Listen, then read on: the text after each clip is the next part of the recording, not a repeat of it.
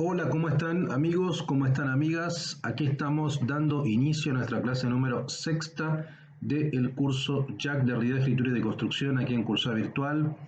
Vamos a seguir sin dar tantos rodeos con nuestro análisis de la gramatología, que es lo que tenemos que ver la clase de hoy. La clase pasada hicimos una introducción y analizamos sobre todo la primera parte del texto. Hoy vamos a hacer lo propio con la segunda parte, que es más extensa, así que vamos a leer, yo diría, por lo menos 6 o 7 párrafos del texto, pero antes, obviamente, voy a compartirles mi material gráfico, básicamente que después subiremos para que ustedes lo puedan leer, ¿no? Vamos a centrarnos sobre todo en la clase de hoy en, bueno, ser más específicos respecto de Saussure, ¿no? Que lo mencionamos la clase pasada, pero seamos más específicos respecto de los vínculos entre Saussure o entre el estructuralismo, si ustedes quieren, y la fenomenología, o entre Saussure y Husserl, y específicamente qué tipo de pares binarios dicotómicos Derrida trabaja, deconstruye de la gramatología, del saussurismo, del estructuralismo, ¿no? Así que vamos específicamente a eso. Recordemos antes bien que terminamos la clase pasada analizando el concepto de arquiescritura. Ese concepto de arquiescritura es algo así como la escritura originaria, entre comillas. No hay un origen puro, pero es la escritura originaria que está determinada por el espaciamiento. El espaciamiento se da en la voz y en la escritura, en la foné y en la gramé. Y además ese espaciamiento está determinado por la diferencia originaria, es decir, por una diferencia espacial y temporal.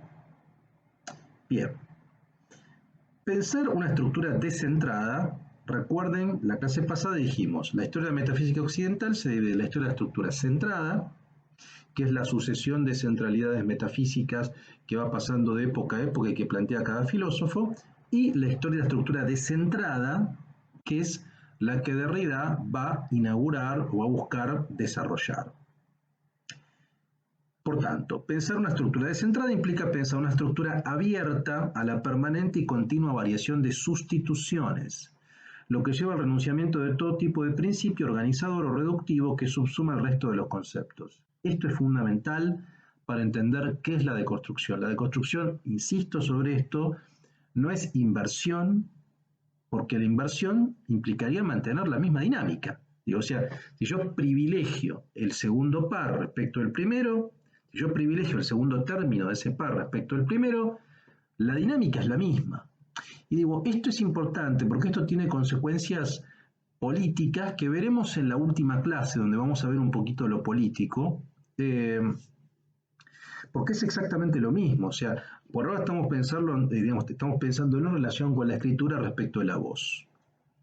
Pero si vemos diferentes pares, el par, por ejemplo, lo femenino respecto a lo masculino, o el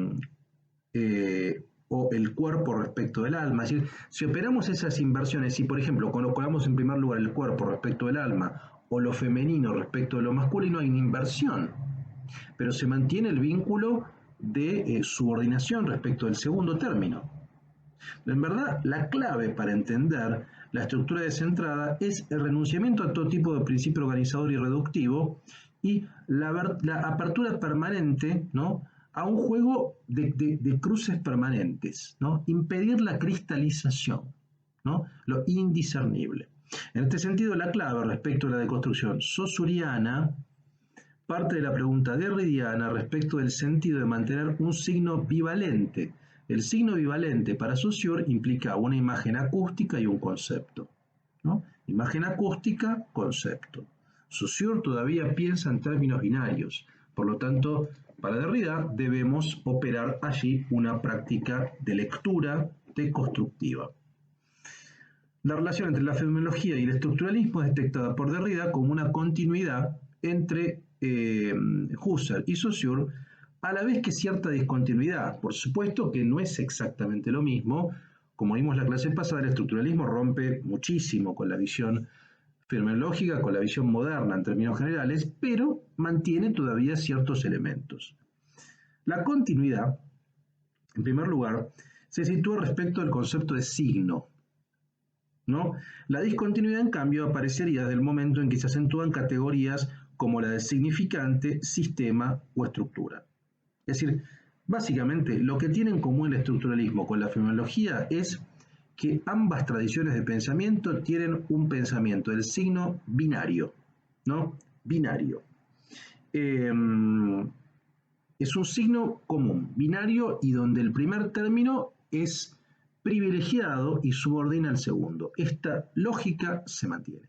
Ahora bien, dicho esto, la discontinuidad no es menor, porque la discontinuidad implica el privilegio, digamos, implica el privilegio de la estructura, ¿no? Nociones como estructura, como sistema, o incluso el rol del significante también es un poco más fuerte, y eso implicaría una ruptura respecto al estructuralismo, que todavía sigue manteniendo una fuerte pregnancia de la conciencia. Bueno, eso no está en Saussure, y no es menor, ¿eh?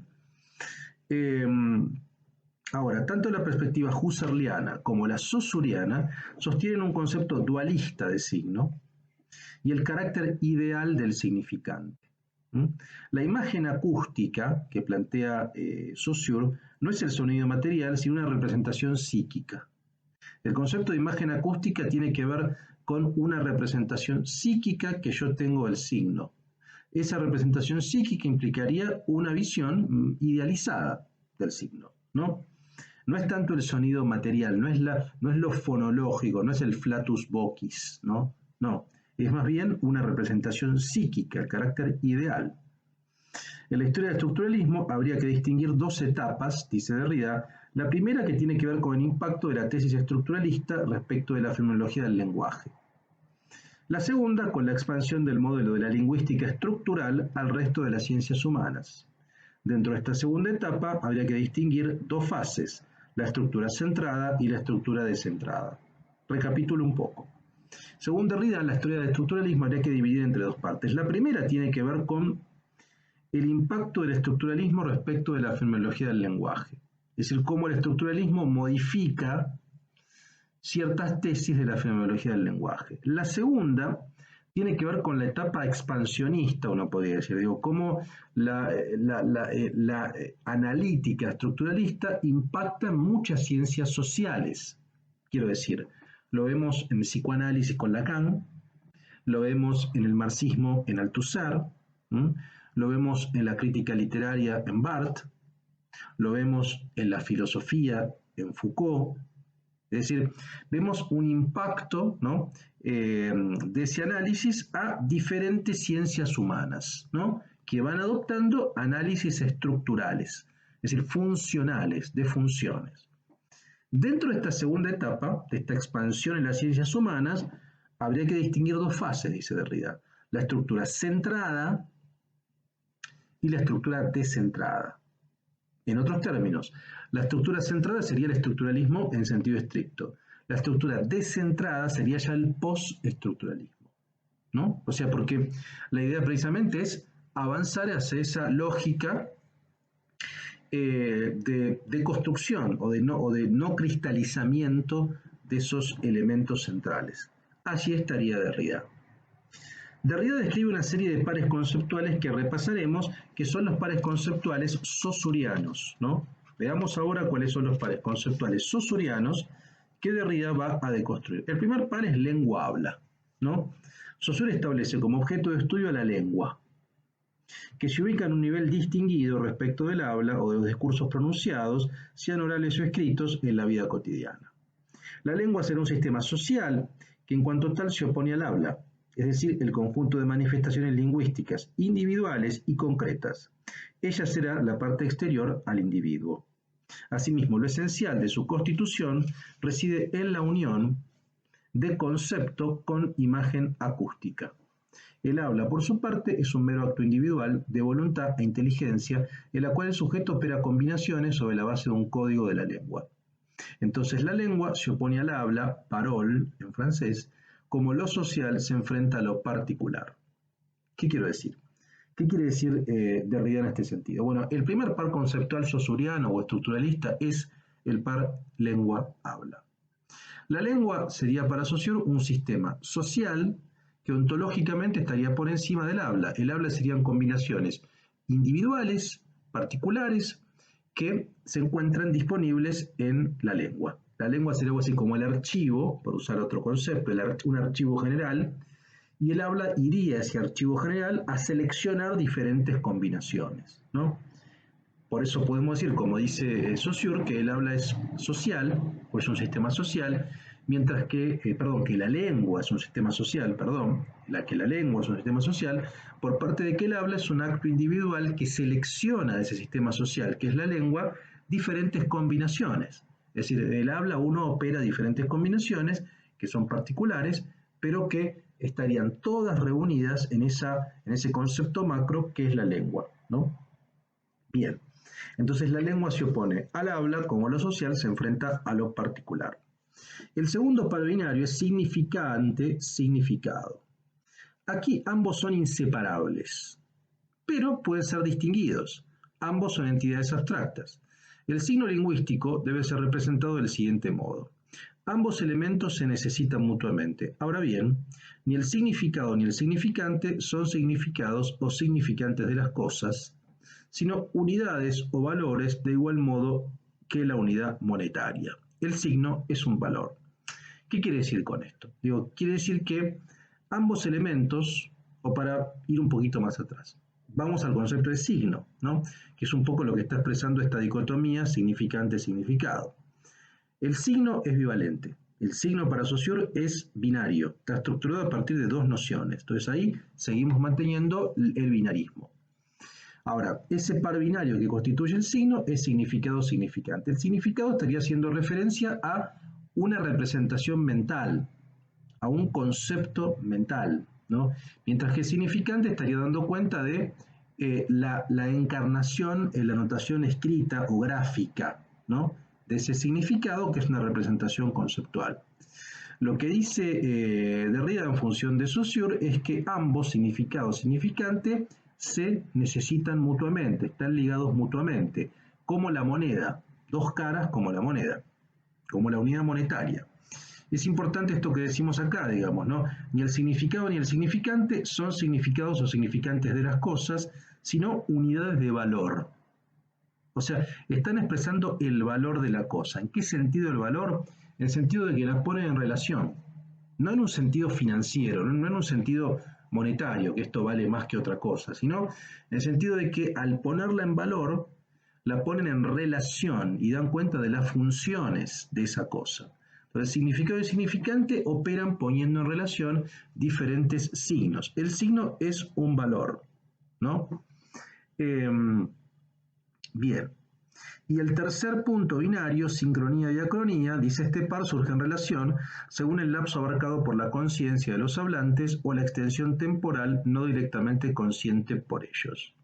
De este modo, Saussure distingue entre la sincronía, en cuanto se refiere al aspecto estático de la lengua, es decir, acá podemos pensar, la sincronía es análoga a la lengua, ¿no? Es el aspecto estático, es el aspecto universal y estático, ¿no? Representada por el eje de la simultaneidad entre los diversos elementos coexistentes. Es decir, la sincronía tiene la capacidad de la simultaneidad, es decir, simultáneamente preserva o contiene diferentes combinaciones.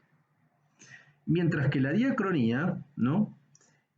Como el eje de la evolución de las sucesiones, en la cual solo es posible considerar un aspecto a la vez y en la cual están representados todos los elementos del eje de la simultaneidad con sus modificaciones. Entonces, volvemos. Sincronía, en cuanto refiere al aspecto estático de la lengua, representado por el eje de la simultaneidad entre los diversos elementos coexistentes, y diacronía, como el eje de la evolución de las sucesiones, en la cual solo es posible considerar un aspecto a la vez. La diacronía es un aspecto a la vez y la sincronía son diferentes aspectos simultáneos. Vamos a pensar que la sincronía está más vinculada con la lengua, mientras que la diacronía está vinculada con el habla, con una combinación particular. Respecto al segundo par binario, el par que motoriza, en verdad, si bien es cierto, acá por eso digo, el segundo par es un poco más sutil. ¿Por qué? Porque significado significante. Uno diría, bueno, hay uno de estos dos elementos privilegiados respecto del otro. Bueno, uno diría que es el significado. Ahora, es verdad que no podemos disociar significado de significante. Todo significado se encarna en un significante y el significante remite a un significado. Entonces, acá no sé si podemos hacer una operación tan analógica como lengua, habla, sincronía, diacronía. Uno puede decir que el significado es análogo a la lengua. No sé, ahí no sé, digamos, porque no hay un archivo general donde están todas las combinaciones, ¿no? En verdad hay un significado. Ese significado podemos pensar, digamos, puede ser, digo, que un significado tenga varios significantes. Sí, puede tener varias notaciones, o puede tener una expresión gráfica visual y una escrita en términos alfabéticos, es posible, digamos, pero es un poco más forzado, porque en verdad lo que dice, digamos, Saussure respecto del signo es que el signo es bivalente como una moneda, es una moneda con dos caras, ¿no? Pero más allá de eso, digo, de esta particularidad, tampoco quiero centrarme solamente en Saussure, estamos viendo a Saussure en relación con Derrida. Entonces, el problema que va a detectar Derrida en el saussurismo o el estructuralismo es que todavía sigue manteniendo un orden de continuidad respecto de la bivalencia del signo. Eso se ve en el par lengua-habla, eso se ve en el par sincronía-diacronía y eso se ve en el par significado-significante. Todavía se mantiene. La idea de Derrida es avanzar precisamente un proceso de descentramiento del estructuralismo. Y ese proceso de descentramiento va a implicar, bueno, un poco un avanzar hacia el postestructuralismo. Bien. Vamos a ir hacia el texto, porque como les dije, el texto, esta segunda parte, es más larga que la primera. Esta segunda parte tiene por título, como les decía antes, naturaleza, cultura, escritura. Esa es la parte fundamental, naturaleza, cultura, escritura. Así que vamos a avanzar a esa cuestión. A ver, antes igual, perdón, antes de avanzar en la segunda parte, había marcado un párrafo más de la primera parte. ¿Por qué es importante? Porque tiene que ver con la definición de gramatología, ¿no? Me estoy refiriendo a la página 97, ¿no? Dice, de la gramatología como ciencia positiva, dice Derrida, ¿en qué condiciones es posible una gramatología? Su condición fundamental es, por cierto, la solicitación del logocentrismo, es decir, el cuestionamiento del logocentrismo. Pero esta condición de posibilidad se torna condición de imposibilidad. En efecto, corre el riesgo de conmover el concepto de ciencia. La grafemática o la gramatografía tendrían que dejar de presentarse como ciencia, su pretensión tendría que ser exorbitante frente a un saber gramatológico. Sin aventurarnos aquí esta peligrosa necesidad y en el interior de las normas tradicionales de la cientificidad, hacia las que provisoriamente nos replegaremos, volvemos a plantear la pregunta, ¿en qué condiciones es posible la gramatología? A condición de saber qué es la escritura y cómo se ordena la multivocidad de este concepto, ¿dónde comienza la escritura? ¿Cuándo comienza la escritura? ¿Dónde y cuándo la huella, la escritura en general, raíz común del habla y la escritura, se reduce a escritura, entre comillas, en un sentido corriente? ¿Dónde y cuándo se pasa de una escritura a la otra, de la escritura en general a la escritura en un sentido limitado, de la huella a la grafía? Luego un sistema gráfico a otro.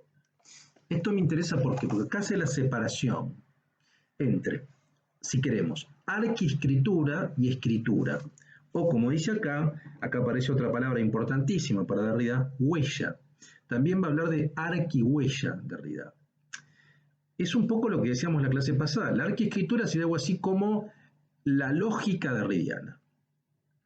Esa lógica derridiana trabaja sobre el espaciamiento, la huella es un espaciamiento, y la diferencia, esa diferencia es espacial y temporal.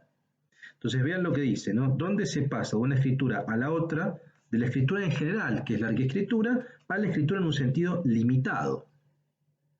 De la huella, que es la arquiescritura, a la grafía, es decir, la escritura concreta. Entonces no confundamos arquiescritura como condición de posibilidad de escritura como en un sentido técnico limitado, como escritura en un papel, digamos, ¿no? Arquiescritura es una noción superadora de escritura en un sentido limitado. Y la arquiescritura también posibilita la foné, ¿no? Esto no hay que olvidarlo. Bien, y solicita el logocentrismo. Bien, vamos ahora hacia la segunda parte, la página 185. Acá está hablando de Rousseau. Es muy interesante lo que dice de Rousseau. Rousseau critica la escritura. Y vean lo que dice. Dice, la escritura es peligrosa desde el momento en que la representación quiere hacerse pasar por la presencia y el signo por la cosa misma. Y existe una necesidad fatal inscrita en el propio funcionamiento del signo, del que el sustituto haga olvidar su función de vicariato y se haga pasar por la plenitud de un habla cuya carencia y flaqueza, sin embargo, no hace más que suplir. Puesto que el concepto de suplemento abriga en sí dos significaciones cuya cohabitación es tan extraña como necesaria. El suplemento se añade, es un excedente, una plenitud que enriquece otra plenitud, el colmo de la presencia. Colma y acumula la presencia. Así es como el arte, la técnica, la imagen, la representación, la convención, se producen a modo de suplemento de la naturaleza y se enriquecen con toda esa función de acumulación. Esta especie de la suplementariedad determina en cierta manera todas las oposiciones conceptuales en las que inscribe Rousseau la noción de naturaleza, en tanto que ella debería bastarse a sí misma. ¿Se entiende? O sea, Rousseau estaría planteando que la naturaleza debería bastarse a sí misma, que no necesitaría un suplemento, un agregado, una prótesis. Y sin embargo, la escritura es peligrosa, ¿por qué? Porque la escritura es una prótesis, un suplemento, un añadido, un accesorio, que estaría haciéndose pasar por la cosa misma. O sea, que estaría tentando contra la naturaleza, ¿no? Es peligrosa por eso, del momento en que la representación, que es la escritura, quiere hacerse pasar por la presencia. Representar es volver a ser presente, lo que ya estaba. Es un artificio. Y quiere hacer pasar el signo por la cosa misma. Entonces, este acto de suplir, de colocarse en lugar de, es peligroso, es peligroso entre comillas, digo, según Derrida, porque estaría atentando contra la naturaleza. Esto es importante que lo entendamos, porque si entendemos bien esta lógica, vamos a entender todos los impactos de esta dinámica después en el orden político, de género, ¿no? En otros espacios institucional donde aparece esta dinámica. A ver, acá hago una nota a pie de página. Este año nosotros arranqué el año dando un curso sobre la filosofía de Paul B. Preciado, que titulé Género y Deconstrucción. Bueno, Preciado, que fue un discípulo de Derrida, que asistió a sus seminarios en París y en New York, un poco lo que va a hacer es extender esta dinámica del suplemento, de la prótesis, a la cuestión del género y la sexualidad. Entonces, si estamos pensando esta posibilidad de que la escritura es peligrosa porque atentaría contra la naturaleza, porque la representación atentaría contra la presentación, bueno, desde el punto de vista de la sexualidad también podemos pensarlo en ese sentido, digamos, ¿no?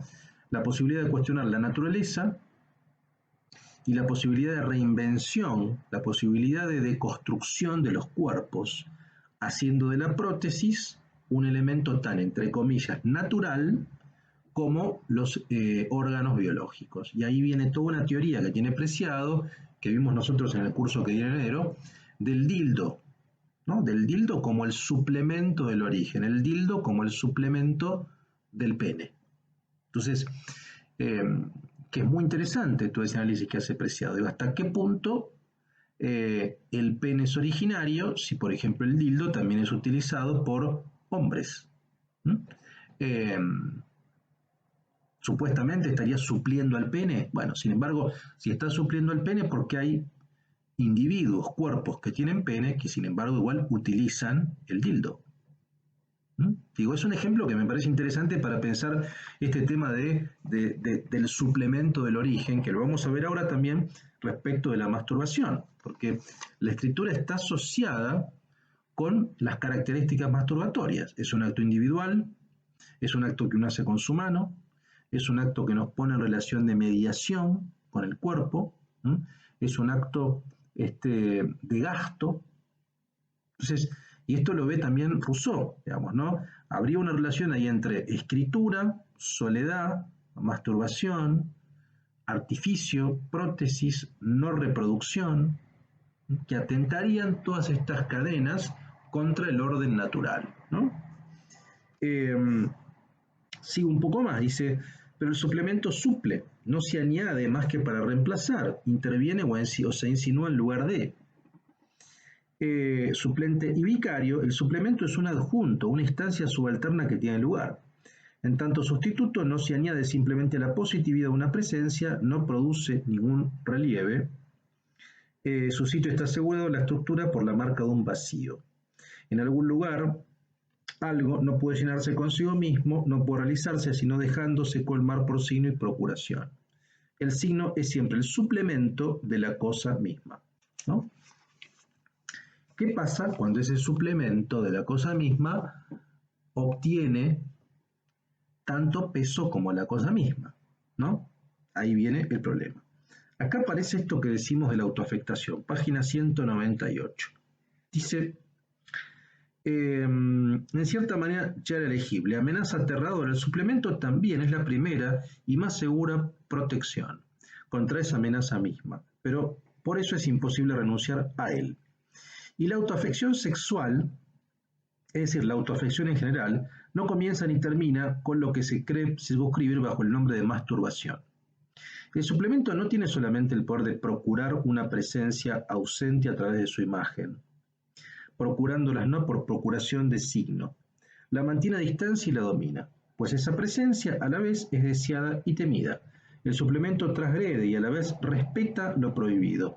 Es lo que permite también la escritura como suplemento del habla, pero ya también el habla como escritura en general. Su economía nos expone y nos protege a la vez según el juego de las fuerzas y de las diferencias de fuerzas. De este modo el suplemento es peligroso en la medida en que nos amenaza de muerte, pero no tanto, piensa aquí Jean-Jacques Rousseau, como la frecuentación de las mujeres, el goce mismo, sin símbolo ni supletivo, el que nos acordaría con la presencia pura misma, si algo semejante fuese posible, no sería sino otro nombre de la muerte. Es decir, hay una asociación, ¿no?, entre este suplemento con autoafectación, con masturbación, con muerte. Es un suplemento peligroso, digamos, ¿no? Dice Rousseau, ha debido recurrir toda su vida a este tipo de suplemento peligroso que se llama masturbación y que no se puede disociar de su actividad de escritor, ¿no? Esto es interesante. En la página 200 dice, la perversión consiste en preferir el signo y me pone a cubierto el gasto mortal. Pero esta economía aparentemente egoísta funciona también dentro de un sistema de representación moral. La culpabilidad rescata al egoísmo. Bien. Bueno, vamos a la página, pasemos a la página 346. Acá seguimos con Rousseau, verdaderamente le dedica mucho espacio a Rousseau, Derrida. Respecto de la metáfora, es interesante esto que dice respecto de la metáfora, ¿no? Dice lo siguiente. Ahora bien, para repetir el surgimiento inicial de la metáfora, Rousseau no parte ni del buen sentido ni de la retórica. No se concede la disposición del sentido propio. La metáfora debe entenderse como un proceso de la idea o del sentido, del significado, si se quiere, antes de serlo como juego de significantes. La idea es el sentido significado, lo que expresa la palabra, pero también es un signo de la cosa, una representación del objeto dentro de mi espíritu.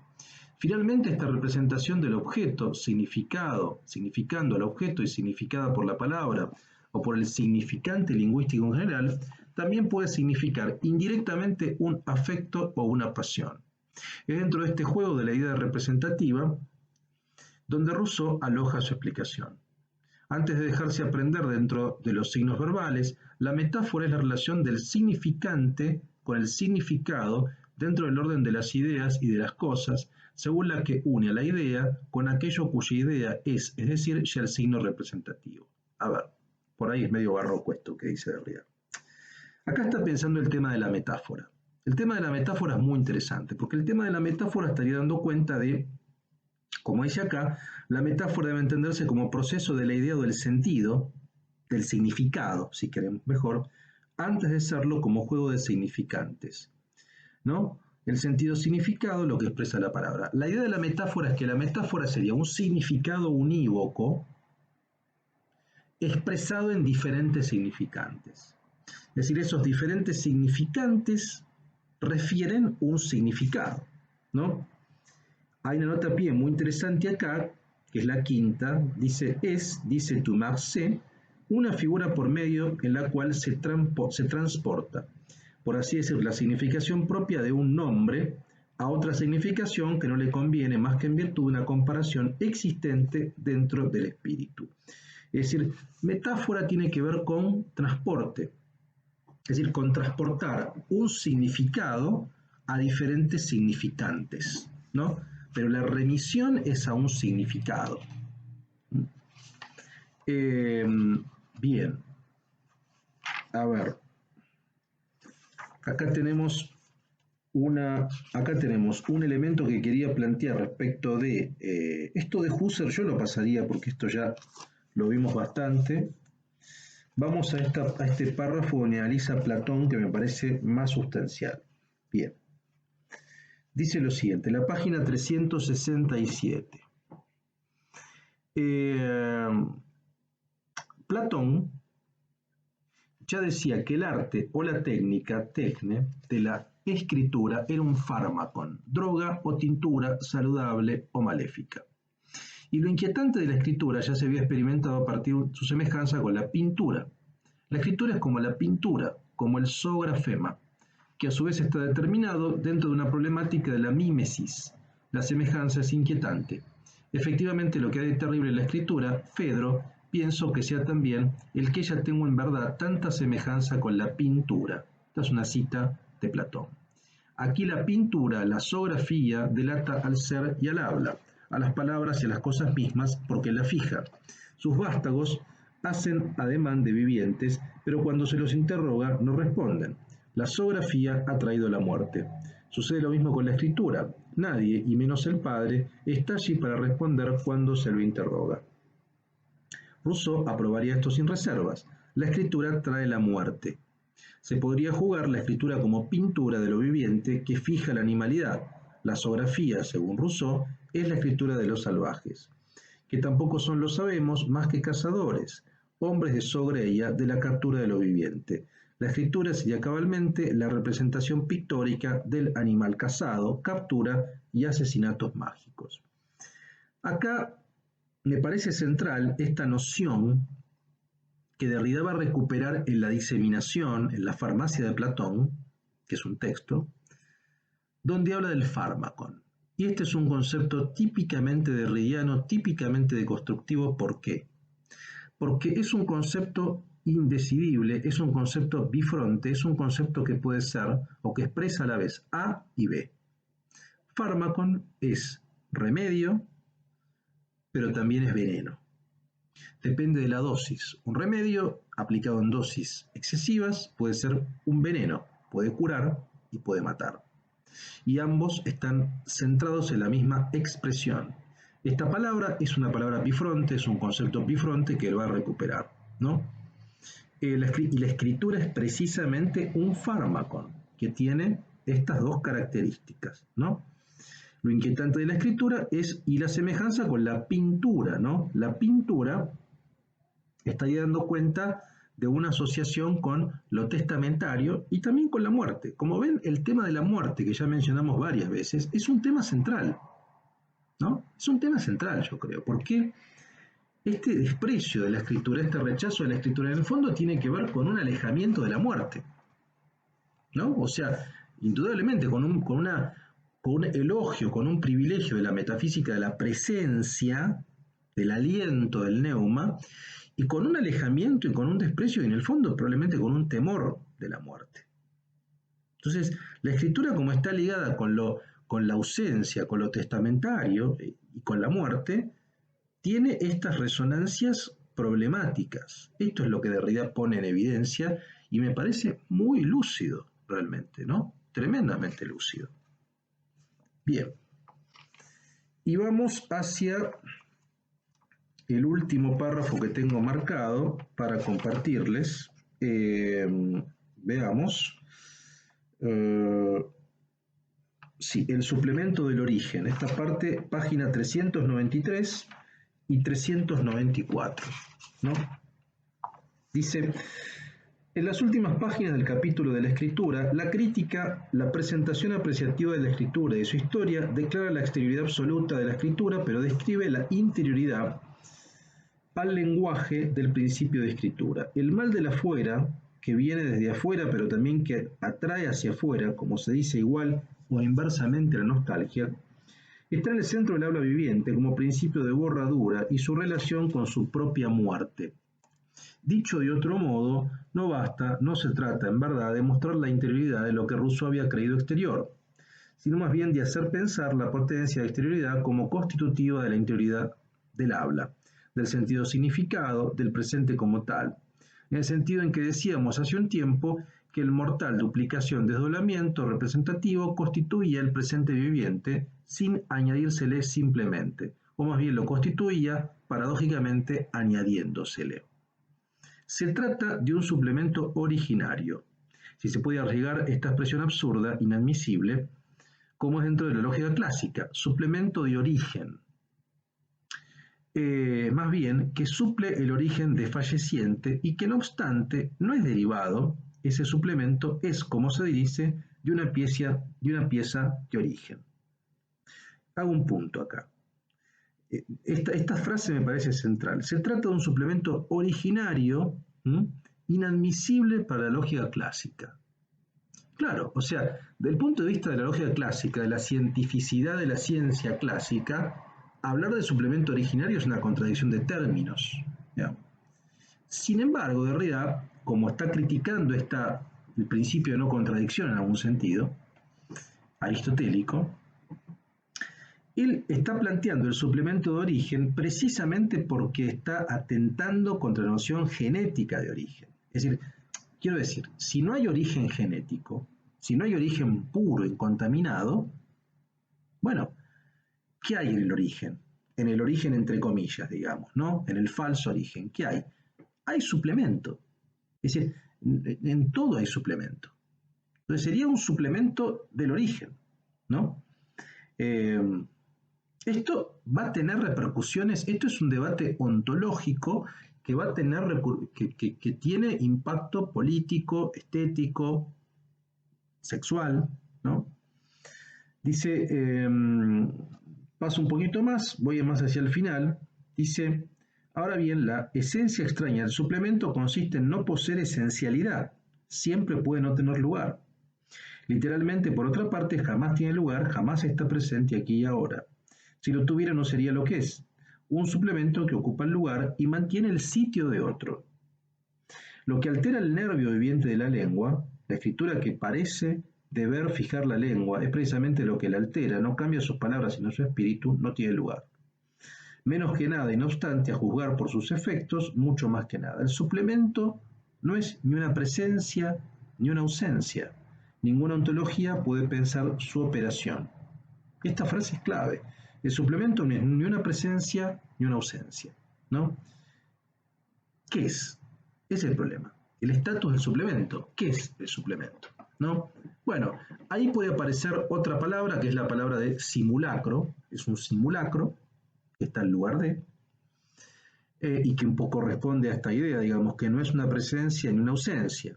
Es un simulacro, es una prótesis. Una prótesis. Bien.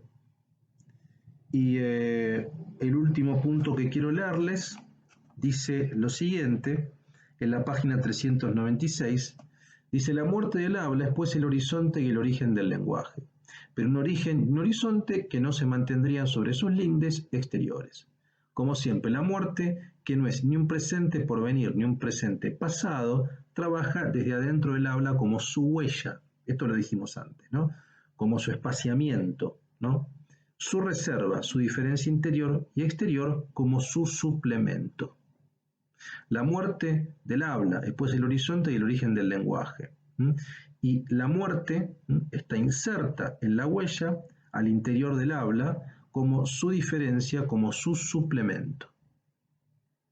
¿Entendemos? O sea, es sutil lo que está planteando Derrida, pero quiero que lo entendamos bien para después analizar consecuencias estéticas, políticas, etc. Pensar la arquiescritura como el elemento central que articula voz y gramé, o foné y gramé, implica pensar al interior de este presente vivo de una diferencia, de un espacio, de la muerte, si quieren, como dice Derrida, o del suplemento. Hay un suplemento que estaría trabajando en el origen. Ese trabajo del origen estaría implicando una diferencia, un espaciamiento constitutivo, ¿no?